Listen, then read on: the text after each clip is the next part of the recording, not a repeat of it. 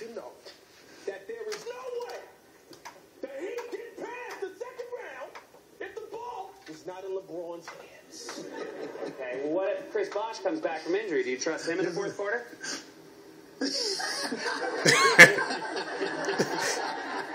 Chris Bosh and I are like soulmates. We have showered together. We have fed each other seedless fruits for more times than I can remember. But in the fourth quarter, Chris Bosh should be nowhere near a basketball. He should be locked in a small closet where there are no basketballs or round objects of any kind. Until the Heat have secured a victory. Okay, I'm really enjoying this, so I'm going to keep going. You know, Mario Chalmers hit some big shots. Mario Chalmers should not be allowed to have arms to shoot a basketball